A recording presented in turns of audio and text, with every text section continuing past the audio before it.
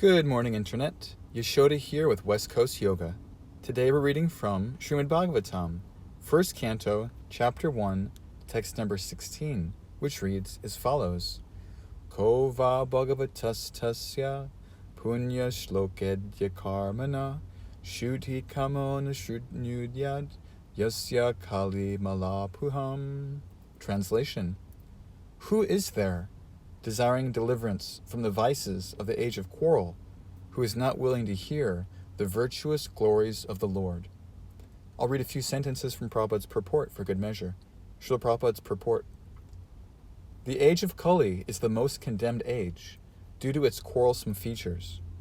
Kali Yuga is so saturated with vicious habits that there is a great fight at the slightest misunderstanding. Those who are engaged in the pure devotional service of the Lord, who are without any desire for self-aggrandizement, and who are freed from the effects of fruitive actions and dry philosophical speculations, are capable of getting out of the estrangements of this complicated age. What Prabhupada is touching upon here is that there is a need to be delivered. We have identified our physical needs. We need a home, we need food, we need a spouse, we need a job. However, society has somehow missed the point of the spiritual entity within the body. Regardless of how much you gratify your material needs, something still remains, a want, or a pinprick, as Prabhupada explains. Therefore, despite our advancements in technology, there are whole-scale, large fights going on between countries, between communities, and between individuals, with no apparent resolution in sight. From the Bhagavad Gita, we're given a measure of behavior, something that we can introduce in society that will benefit people. And Krishna himself explains, Satatang kirtyanto mam, yatantascha dridhavrata, namasyantascha mam nityam, tushanti cha ramanti cha. Krishna is indicating a path to happiness and a path to peace. And this is the framework of the Krishna consciousness movement. It begins with a lifestyle of constant chanting. What kind of chanting? Chanting of God's holy name. Hare Krishna, Krishna Krishna, Hare Hare. How should this chanting be executed? As Krishna explains in the verse, we should be determined.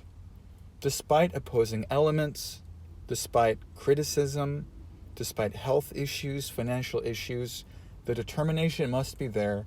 I will always chant the Lord's holy name.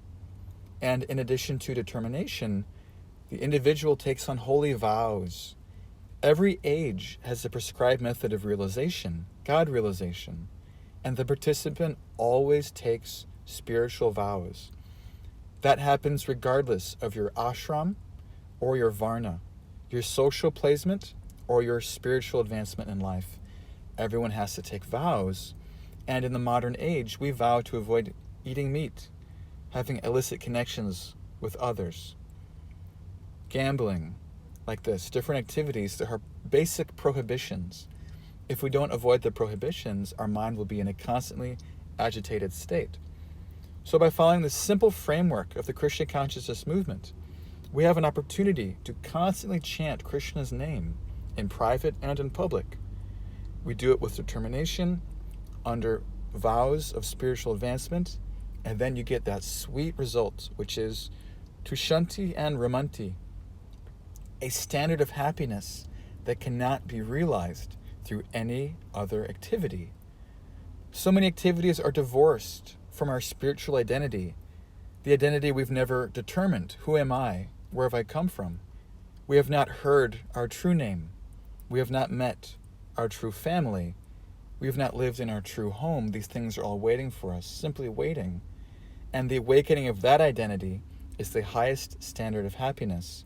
It can be introduced all across the world on the simple platform of chanting Krishna's holy name.